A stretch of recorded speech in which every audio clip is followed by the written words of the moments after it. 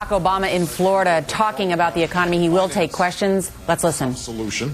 The American people have every right to certain protections and assurances from Washington. First, the plan must include protections to ensure that taxpayer dollars are not used to further reward the bad behavior of irresponsible CEOs on Wall Street. There's been some talk that some CEOs may refuse to cooperate with this plan if they have to forego multi-million-dollar salaries. I cannot imagine a position that's more selfish and more greedy at a time of national crisis. And I'd like to speak directly to those CEOs right now. Do not make that mistake. You are stewards not only of your companies, but of workers and communities all across the country who have put their trust in you. With the enormous rewards that you've reaped come certain responsibilities, and we expect and demand that you live up to those responsibilities. This plan cannot be a welfare program for Wall Street executives. Second, the power to spend $700 billion of taxpayer money cannot be left to the discretion of one man, no matter who he is or which party he is from. I have great respect for Secretary Paulson, but he cannot act alone. We should set up some sort of independent board that includes some of the most respected figures in our country, chosen by Democrats and Republicans, to provide oversight and accountability at every step of the way. I'm heartened that Secretary Paulson appeared to be softening on this position in his testimony this morning.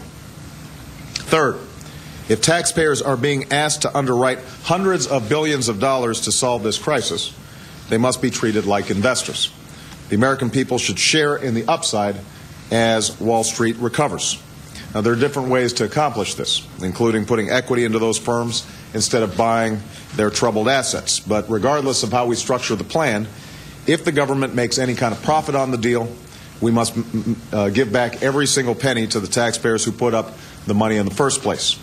And after the economy recovers, we should institute a financial stability fee on the entire financial services industry to repay any losses to the American people and make sure we are never asked again to foot the bill for Wall Street's mistakes. We can ask taxpayers to make an investment in the stability of our economy, but we cannot ask them to hand their money over to Wall Street without some expectation of being made whole. Fourth, the final plan must provide help to families who are struggling to stay in their homes.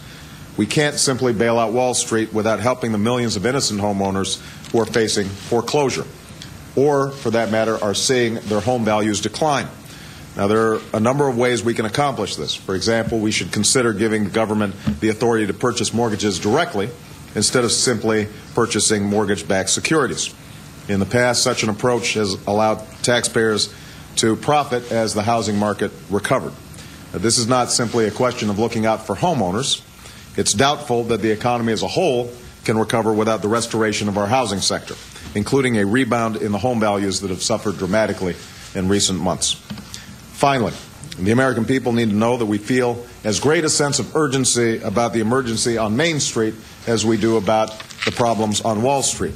I have repeatedly called on President Bush and Republican and Democratic leadership to join me in supporting an economic stimulus plan for working families, a plan that would help folks cope with rising food and gas prices, save 1 million jobs by rebuilding our schools and our roads, help states and cities avoid painful budget cuts and tax increases, and help homeowners stay in their homes. Now, let me be clear. I do not believe that we should include this stimulus package in the emergency legislation that's being negotiated.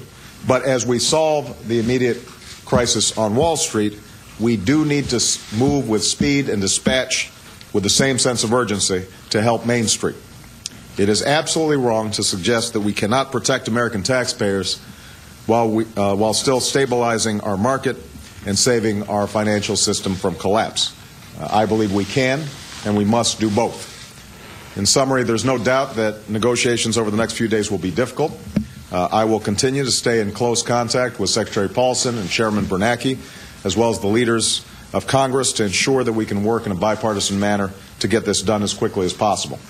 Our country is being tested by a very serious crisis. We are all in this together, and we must come together as Democrats and Republicans on Wall Street and on Main Street to solve it. And with the proper spirit of cooperation, I am certain that we can. But with that, let me open it up. Dean? Senator, will you vote